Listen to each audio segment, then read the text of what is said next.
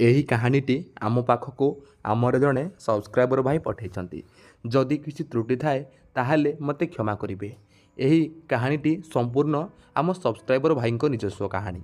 ତ ସେ ପଠାଇଥିବା କାହାଣୀଟିକୁ ଚାଲନ୍ତୁ ଶୁଣିବା। ନମସ୍କାର ବନ୍ଧୁମାନେ, ମୁଁ ଶିଶିର। ଆଜି ମୁଁ ଆପଣମାନଙ୍କୁ ଯେଉଁ କାହାଣୀ କହିବି ତାହା ମୁଁ ମୋ ନିଜ ଆଖିରେ ଦେଖିଛି। ଏହି କାହାଣୀଟି ମୋର ବିଧବା ଭଉଣୀ ଓ ତା'ର ଶ୍ୱଶୁର ମଧ୍ୟରେ ଥିବା ସମ୍ପର୍କ ବିଷୟରେ, ଯାହା ମୁଁ ତା ଘରକୁ ଯାଇଥିବା ସମୟରେ ଜାଣିପାରିଥିଲି।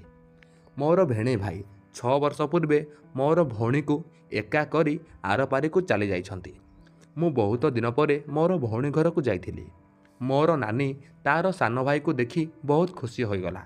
ମୋତେ ଦେଖି ନାନୀ ମୋତେ ଆଲିଙ୍ଗନ କରି ଧରିଲା। ଆଉ ମୋତେ ପଚାରିଲା, ଆରେ କେମିତି ଅଛୁ? ଏତେ ଦିନ ପରେ ତୋର ଏଇ ନାନୀ କଥା ମନେ ପଡ଼ିଲା? ମୁଁ କହିଲି, ନାନୀ କ'ଣ କରିବି, ତୁ କହ। କାମ ବ୍ୟସ୍ତରେ ଆସିପାରୁନଥିଲି। ତାପରେ ନାନୀ ପଚାରିଲା, ଘରେ ସବୁ କେମିତି ଅଛନ୍ତି? ମୁଁ କହିଲି, ନାନୀ ସମସ୍ତେ ଭଲ ଅଛନ୍ତି। ଆମେ ଦୁଇଜଣ ଘର ଭିତରକୁ ଆସିଲୁ। ଆଉ ନାନୀ ମୋ ପାଇଁ ଜଲ୍ଦି ଜଲ୍ଦି ଖାଇବା ବନେଇବାକୁ ଲାଗିଲା। ନାନୀର ଶ୍ୱଶୁର ବିଲ ଆଡ଼େ ଯାଇଥିଲେ। ସେ ମୁଁ ଆସିବାର କିଛି ସମୟ ପରେ ଆସିଲେ। ଯେମିତି ନାନୀର ଶ୍ୱଶୁର ମୋତେ ଦେଖିଛନ୍ତି, ସେ ହସିକରି ତୁରନ୍ତ ମୋତେ ପଚାରିଲେ, ଆରେ ପୁଅ, ତୁ କେତେବେଳେ ଆସିଲୁ? ମୁଁ ତାଙ୍କୁ ପ୍ରଣାମ କରିଲି ଆଉ ତାଙ୍କୁ କହିଲି, ହଁ, ଏଇ କିଛି ସମୟ ପୂର୍ବରୁ ଆସିଛି। ବହୁତ ଦିନ ହେଲା ନାନୀକୁ ଦେଖିନଥିଲି, ସେଥିପାଇଁ ଚାଲି ଆସିଲି। ତା ଶ୍ୱଶୁର କହିଲେ, ହଉ, ଭଲ କରିଲୁ ପୁଅ। ମୁଁ କହିଲି, ହଁ ବାପା, ଏଥର ତୁମ ଗାଁରେ କିଛି ଦିନ ରହିଯିବି ବୋଲି ଭାବିଛି। ମୋର ଏକଥା ଶୁଣିବା ପରେ ନାନୀ ଆଉ ଶ୍ୱଶୁରଙ୍କ ମୁହଁ ଟିକେ ମଉଳିଗଲା। ନାନୀ ଗୋଟେ ଧଳା ଓ ଲାଲ ରଙ୍ଗର ଶାଢ଼ୀ ପିନ୍ଧିଥିଲା। ନାନୀର ଶ୍ୱଶୁର କୁର୍ତ୍ତା ଓ ଧୋତି ପିନ୍ଧିଥିଲେ ଆଉ ବେକରେ ଗୋଟେ ରଙ୍ଗୀନ ଗାମୁଛା ପକାଇଥିଲେ। ନାନୀର ଶ୍ୱଶୁର ଘରେ, ମାନେ ତାଙ୍କ ଘର ଏତେ ବଡ଼ ବି ନଥିଲା। ନାନୀ ଘରେ ଗୋଟେ ପାଇଖାନା, 2ଟା ଶୋଇବା ଘର ଆଉ ଗୋଟେ କିଚେନ୍ ରୁମ୍ ଏବଂ ଗୋଟେ ହଲ୍ ରୁମ୍ ଥିଲା। ସାରାଦିନ ହସଖୁସିରେ ଏମିତି କିଛି ଘର କଥା ଆଉ ବାହାର କଥା ହୋଇ ଦିନ ଚାଲିଗଲା। ରାତିରେ ନାନୀ ଗୋଟେ ରୁମ୍ରେ ଶୁଏ ଆଉ ତା'ର ଶ୍ୱଶୁର ଗୋଟେ ରୁମ୍ରେ ଶୁଅନ୍ତି। ନାନୀର ପିଲାମାନେ ବି ତା'ର ଶ୍ୱଶୁର ପାଖରେ ଶୁଅନ୍ତି। ସେଦିନ ମୁଁ ଯାଇଥିଲି, ତେଣୁ ତା ଶ୍ୱଶୁର କହିଲେ, ବୋହୂ, ତୁ ଆଜି ମୋ ରୁମ୍ରେ ଶୋଇପଡ଼। ଶିଶିର ତୋ ରୁମ୍ରେ ଶୋଇପଡ଼ିବ ଆଉ ମୁଁ ହଲ୍ରେ ଶୋଇପଡ଼ୁଛି। ନାନୀ ମୋ ରୁମ୍ରେ ମୋ ପାଇଁ ବିଛଣା ଲଗାଇଦେଲା ଆଉ ତାପରେ ସମସ୍ତେ ଶୋଇଗଲେ। ସକାଳ ହେଲା ଆଉ ମୁଁ ଉଠିଲି। ଗାଁରେ ସମସ୍ତେ ସକାଳ ହେଲେ ଉଠି ଦାନ୍ତ ଘଷନ୍ତି। ଗାଁରେ ପ୍ରାୟ ଲୋକମାନେ ଦାନ୍ତ ଘଷିବା ପାଇଁ ବ୍ରସ୍ ବଦଳରେ ଦାନ୍ତକାଠି ବ୍ୟବହାର କରନ୍ତି। ମୁଁ ଘରର ଚାରିପଟ ଦେଖିବାକୁ ଲାଗିଲି ଆଉ ବାରିପଟ ଆଡ଼େ ଚାଲିଗଲି ଦାନ୍ତ ଘଷିବା ପାଇଁ। ମୁଁ ଏମିତି ବାରିରେ ବୁଲି ବୁଲି ଦାନ୍ତ ଘଷୁଥିଲି। ମୋ ନଜର ଗୋଟେ ଜାଗାରେ ପଡ଼ିଲା, ଯେଉଁଠି କାଫି ସାରା ପ୍ରତିରୋଧକ ହେଲମେଟ୍ ପ୍ୟାକେଟ୍ ପଡ଼ିଥିବାର ଦେଖିଲି। ସେସବୁ ବ୍ୟବହାର ହୋଇଥିଲା। ସେଇ ଭିତରେ ଗୋଟେ ପୁରା ନଗଦ ତାଜା ପରିକା ଲାଗୁଥିଲା, କାରଣ ସେଇଥିରେ କାହାର ଧଳା ପାଣି ଥିବାର ଜଣାପଡ଼ୁଥିଲା। ଆଉ ସେଇ କାଲି ରାତି ନିଶ୍ଚୟ ହୋଇଥିବ ବୋଲି ମୁଁ ଜାଣିପାରିଲି। ମୁଁ ଚିନ୍ତାରେ ପଡ଼ିଗଲି କି ଏଇଠି ଏଇ ଜିନିଷ କିଏ ବ୍ୟବହାର କରୁଛି? ମୋ ନାନୀ ସ୍ୱାମୀଙ୍କର ମୃତ୍ୟୁ ହୋଇଯାଇଛି ଆଉ ସେ ବିଧବା।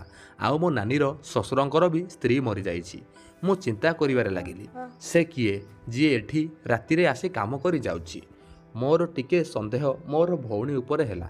ମୁଁ କ'ଣ କରିଲି ନା, ମୋ ନାନୀର ରୁମ୍ରେ ଗୋଟେ ଛୋଟ କ୍ୟାମେରା ଲଗାଇଦେଲି, ଯାହାର କନେକ୍ସନ୍ ମୋର ଲାପଟପ୍ ସହ ଥିଲା। ମୁଁ BCA ପଢ଼େ, ତେଣୁ ମୋର ବ୍ୟାଗ୍ରେ ସବୁବେଳେ ଲାପଟପ୍ ଥାଏ। ମୁଁ ସବୁ କନେକ୍ସନ୍ କରିଦେଲି ଆଉ ରାତିକୁ ଅପେକ୍ଷା କରିଲି।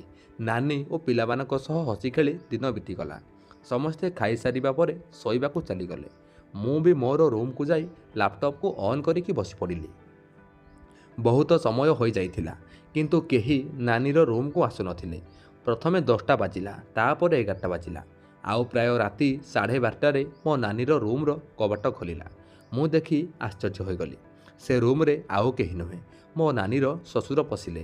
ଶ୍ୱଶୁର ପଶିବା ମାତ୍ରେ ସେ ରୁମ୍ର କବାଟକୁ ବନ୍ଦ କରିଦେଲେ ଆଉ ସେ ସିଧା ବେଡ୍ ଉପରେ ଶୋଇଗଲେ, ଯେଉଁଠି ମୋ ନାନୀ ଶୋଇଥିଲା, ଆଉ ନିଜ ବୋହୂର ଖୋଲିବାକୁ ଲାଗିଲେ। ମୁଁ କିଛି ସମୟ ଦେଖିବା ଭିତରେ ତା ଶ୍ୱଶୁର ନାନୀର ସବୁ ଖୋଲିଦେଲେ ଆଉ ଭଉଣୀର ଶ୍ୱଶୁର ବି ନିଜେ ନିଜର ସବୁ ଖୋଲି ପକାଇଲେ। ଏସବୁକୁ ମୁଁ ଧ୍ୟାନ ଦେଇ ପୁରା ଦେଖୁଥିଲି।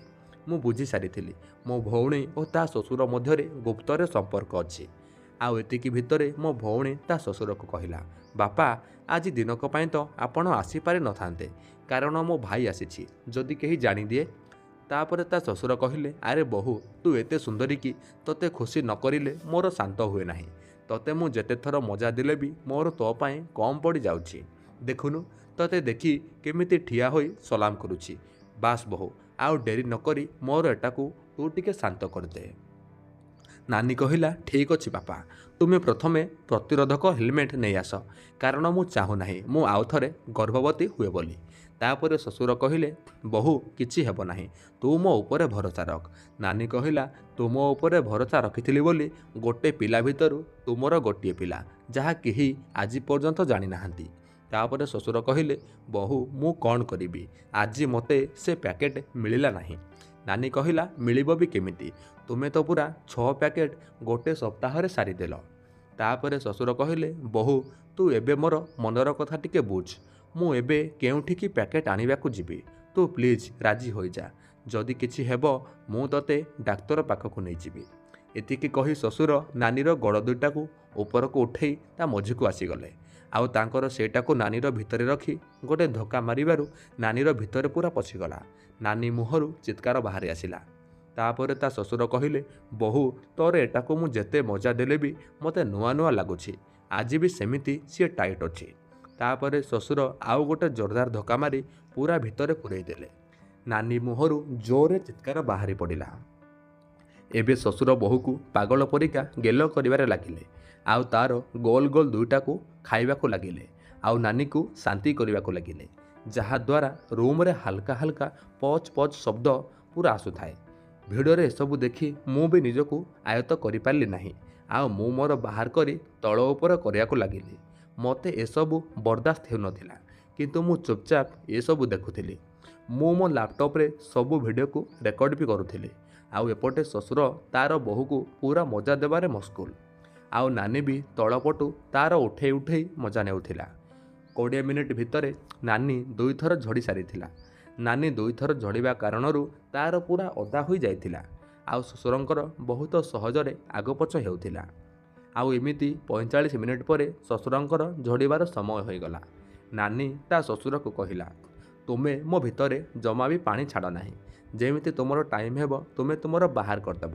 କିନ୍ତୁ ଯେତେବେଳେ ବାହାରିବାର ସମୟ ହେଲା, ଶ୍ୱଶୁର ଜୋର ଜୋର ନିଶ୍ୱାସ ନେଇ ଜମାରୁ ବାହାର କଲେ ନାହିଁ। ଆଉ ବୋହୂକୁ ଧରି ଜୋର ଜୋର ଝଟକା ମାରିବାକୁ ଲାଗିଲେ। ଆଉ ସବୁ ରସ ବୋହୂର ଭିତରେ ଛାଡ଼ିଦେଲେ। ଆଉ ଯେତେବେଳେ ନାନୀ ଜାଣିଲା ତା ଭିତରେ ଗରମ ଗରମ ଲାଭା ଆସୁଛି, ସେ ତା ଶ୍ୱଶୁରକୁ ହଟେଇବାକୁ ଚେଷ୍ଟା କଲା, କିନ୍ତୁ ସେ ଅସଫଳ ହେଲା। ଆଉ ନାନୀ ତାର ଶ୍ୱଶୁରକୁ କହିଲା, ବାପା, ତୁମେ ଏ କ'ଣ କରିଲ? ଶ୍ୱଶୁର କହିଲେ, ବୋହୂ, ତୋର କ'ଣ କମାଲ ହୋଇଛି? ତୋ ଭିତରେ ପାଣି ଛାଡ଼ି ଯେଉଁ ସୁଖ ମିଳୁଛି ତାହା ସ୍ୱର୍ଗରେ ବି ମିଳିବ ନାହିଁ। ତାପରେ ଶ୍ୱଶୁର ବୋହୂ ଉପରେ ଶୋଇଗଲେ। ସେମାନେ ଥକି ଯାଇଥିଲେ, ତେଣୁ ତାଙ୍କର ଆଖି ଲାଗିଗଲା। ଆଉ ସେମାନେ ସେମିତି ଶୋଇପଡ଼ିଲା। ସକାଳ ହେବା ମାତ୍ରେ ନାନୀ ତା ଶ୍ୱଶୁରକୁ ଉଠେଇଲା ଆଉ କହିଲା, ତୁମେ ଜଲ୍ଦି ତୁମ ରୁମ୍କୁ ଯାଅ। ନାନୀ ଡରୁଥିଲା ମୋ ପାଇଁ, କିନ୍ତୁ ମୁଁ ସବୁକିଛି ଜାଣିସାରିଥିଲି। ଆଉ କିଛି ଦିନ ମୁଁ ସେଠି ରହି ମୁଁ ମୋ ଘରକୁ ଫେରି ଆସିଲି। ତ ଏହାର ସେକେଣ୍ଡ ପାର୍ଟରେ ମୁଁ ଆପଣମାନଙ୍କୁ କହିବି କି ମୁଁ କେମିତି ସେ ତା ଭଉଣୀକୁ ବ୍ଲାକମେଲ୍ କରି ତା ସହିତ ସମ୍ପର୍କ ରଖିଲା। ଯଦି ଏହି ଭିଡ଼ିଓର ଆପଣମାନେ ପାର୍ଟ 2 ଦେଖିବାକୁ ଚାହୁଁଛନ୍ତି ତାହେଲେ କମେଣ୍ଟ କରନ୍ତୁ। ତ ହଁ, ମୁଁ ଆମ ସବସ୍କ୍ରାଇବରକୁ ରିକ୍ୱେଷ୍ଟ କରିବି, ଏହି କାହାଣୀର ସେକେଣ୍ଡ ପାର୍ଟ ସେ ଜଲ୍ଦି ନେଇକି ଆସିବେ। ସେ ସେକେଣ୍ଡ ପାର୍ଟ ନେଇକି ଆସିଲେ ମୁଁ ଆପଣମାନଙ୍କ ପାଖରେ ସେ ଭିଡ଼ିଓକୁ ଉପସ୍ଥାପନା କରିବି। ଆଜି ପାଇଁ ଏତିକି। ଆଶା କରୁଛି ମୋର ଏହି କାହାଣୀଟି ଆପଣମାନଙ୍କୁ ବହୁତ ଗରମ କରିଥିବ। ଯଦି ଗରମ କରୁଛି ତାହେଲେ ଭିଡ଼ିଓକୁ ଗୋଟେ ଲାଇକ୍ କରନ୍ତୁ। ଆଉ ତଳେ କମେଣ୍ଟ ବକ୍ସରେ ଆପଣମାନେ କେଉଁଭଳି କାହାଣୀ ଶୁଣିବାକୁ ଚାହୁଁଛନ୍ତି ତାହା ବି କମେଣ୍ଟ କରନ୍ତୁ। ଓ ଆମ ଚ୍ୟାନେଲକୁ ନୂଆ ଆସିଥିଲେ ଆମ ଚ୍ୟାନେଲ ଓଡ଼ିଆ ଷ୍ଟୋରି ଅଙ୍କିତକୁ ଏବେ ହିଁ ସବସ୍କ୍ରାଇବ୍ କରନ୍ତୁ। ଆଜି ପାଇଁ ଏତିକି, ରହୁଛି। ଦେଖା ହେବା ଆଉ ଏକ ନୂଆ ଭିଡ଼ିଓର ଏକ ନୂଆ ଗରମା ଗରମ କାହାଣୀ ମାଧ୍ୟମରେ। ରହୁଛି, ଧନ୍ୟବାଦ।